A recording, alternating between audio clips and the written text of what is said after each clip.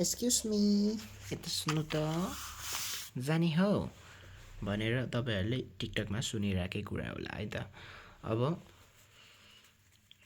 हामी चाहिँ ग्रामर स्कुलमा थियो होइन, डे 1 हो कि आज, अहिलेसम्म नि डे 1 हो। डे 1 को आज पार्ट 4 लास्ट पार्ट हो। ग्रामर स्कुल सक्यो, यसपछि ग्रामर स्कुल सक्यो। ल अब 3 मार्क्सको हामीले ग्रामर स्कुल सबै गऱ्यो होइन। 2 मार्क्स कि त एमसिक्यूमा नि आउन सक्छ अरे ग्रामर स्कुल। कसरी आउँछ अरे भन्दाखेरि यसरी इक्जाममा आएको क्वेसन इक्जाम्पल है। ल यो दुईवटा इक्वेसन दियो, दुईवटा टर्म भएको कोफिसियन्ट। अब त्यसरी सेम इक्जाममा कसरी सल्भ गर्ने, सोल्युसन लेख्ने। कोफिसियन्ट अफ एक्स अगाडि के छ 1 छ, एक्सको अगाडि के छ 3 छ।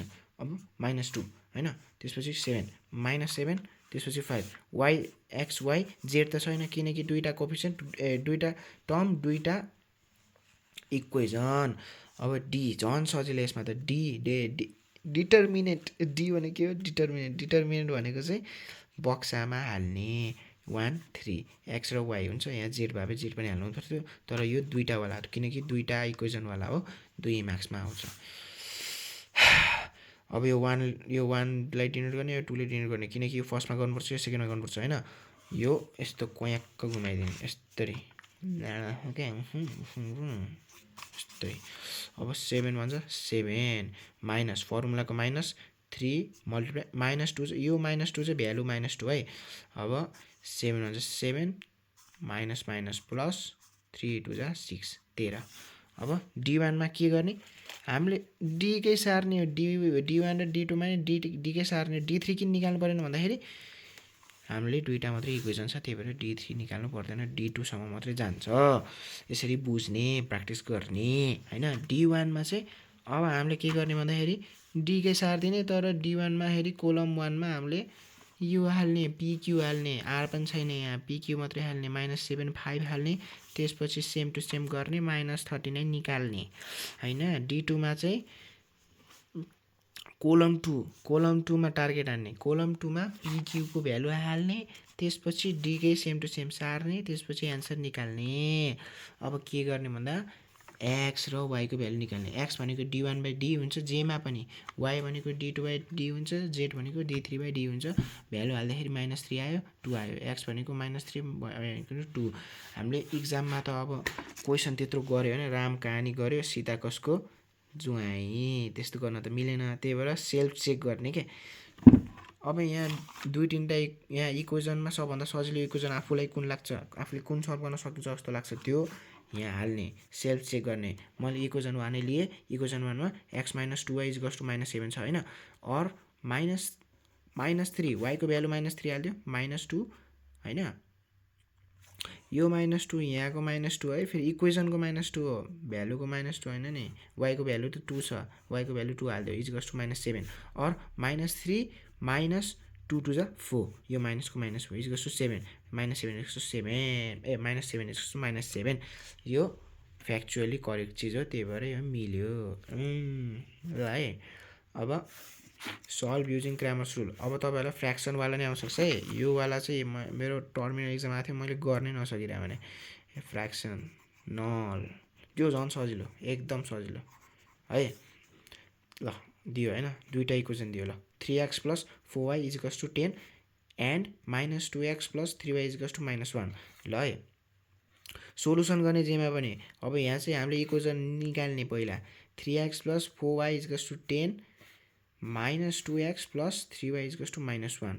अब हामीले खासमा यो एक्सको त मिल्या नि, तर वाइको त हामीलाई फ्र्याक्सनमा देखा, त्यही भएर होइन 4/y 3/y भनेको y भनेको डिनोमिनेटरमा छ होइन, न्युमिनेटरमा छैन, त्यही भएर यसरी हाल्ने। 4/y भनेको 1/y.4 होइन, अनि 4 को तल त 1 हुन्छ, 1.y भनेको y नै हुन्छ, 4.1 भनेको 4 नै हुन्छ। हो केही गरे होइन, यसलाई छुट्याएको। ल यसरी छुट्याएपछि होइन तपाईँले कोफिसियन्ट अफ 1/y निकाल्ने के। कोफिसियन्ट अफ 1/y के हुन्छ, .4। कसरी 4 हुन्छ, हामीसँग नर्मली कोफिसियन्ट अफ, ल इक्जाम्पल हेरौँ न, 3x, 3 को अगाडि डट हुन्छ, त्यही भएर x, यो एक्सको तल 1 हुन्छ के खासमा। अब यहाँ फ्र्याक्सनल पार्टमा चाहिँ 4/y 1/y हाल्यो क्या, तल चाहिँ डिनोमिनेटरमा चाहिँ हाम्रो कोफिसियन्ट हालिदियो। अब कोफिसियन्ट के छ 4 छ। अब यो 4 हालिदिने, अब यहाँ 3 हालिदिने, नो प्रब्लम 3 हालिदिने, -2 हालिदिने, कन्सट्यान्ट 10 छ अनि -1 छ। अब सक्यो है, सक्यो, ग्रामर रुल सक्यो, मजाले गर्ने। अब डीको भ्यालु निकाल्ने कसरी, यो coefficient of Y, coefficient of X, coefficient of Y, coefficient of Z. Coefficient of Z छैन, त्यही भएर coefficient of X, coefficient of Y sir अनि त्यसपछि बाङ्गो टिङ्गो गरिदिने क्या। 3 बटम अप है, 3 3 जा 9 माइनस, यो माइनस भनेको फर्मुलाको माइनस, यो माइनस भनेको 2 को भ्यालु, -2 × 4 गरिदिने 9 माइनस यो यताको माइनस 4 2 जा 8। अब के हुन्छ माइनस प्लस 8, 9 + 8 17, बुझ्यो नि। अब D1 पनि त्यही हो ल, 3 10 जा 30 माइनस फर्मुलाको माइनस, यो -1 भनेको भ्यालु अफ 1 -1 × 4 -1 × 4 भनेको -4 माइनस प्लस, त्यही भएर 30 + 4 34। D2 को -1 3 -1 ले 3 लाई मल्टिप्लाई गर्नु पऱ्यो, -3 भयो। अब त्यसपछि -2 ले 10 लाई मल्टिप्लाई गर्नु पऱ्यो,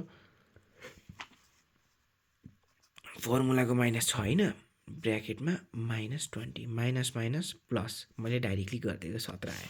ग्रामर्स रुल, किनकि यो प्लस भयो नि, यो त माइनस हुन्छ, त्यही भएर 38 नत्र त 23 आउँथ्यो, त्यही भएर 17 आयो। अब युजिङ ग्रामर्स रुल भन्ने एक्सको भ्यालु निकाल्ने, वाइको भ्यालु निकाल्ने, D1/D D2/D नर्मल छ होइन, यतिसम्म नर्मल छ। एक्सको भ्यालु कति निक्ल्यो 2 आयो, 1/y, यो 1 को एन्सर भनेको 1/y को एन्सर हो है, हेर्नु है, किनकि हामीले के निकाले अघिदेखि कोफिसियन्ट अफ 1/y निकाले, त्यही भएर 1/y = 1 होइन। अब यो y को भ्यालु कसरी निकाल्ने भन्दाखेरि, यो y को भ्यालु कसरी निकाल्ने भन्दाखेरि y लाई यता लाने, 1 लाई यता लाने, 1/1 हुन्छ होइन। हेर्नु यसरी 1/1 = y, अब 1/1 भनेको 1 हुन्छ, त्यही भएर सिधै यता निकाल्यो। अब अर्को इक्जाम्पल है ल, सधैँ 1 नै त दिन नसक्ला ल होइन, के हुन्छ भन्दाखेरि 1/y = 5 देला ल। अब यो 5 लाई यता राख्ने, y लाई यता राख्ने, 1 = यो 1 = 5 × y यता सारिदियो होइन, 5 × y = यता सारिदियो, अब 1 लाई y यस्तो गरिदिने कि, अनि क्रस यो कस्तो हो भन्दाखेरि यो y अब 1 यता सारिदियो कि, y = 1/y। ल सक्यो होइन। ल है, डे 2 को लागि आउनु होला।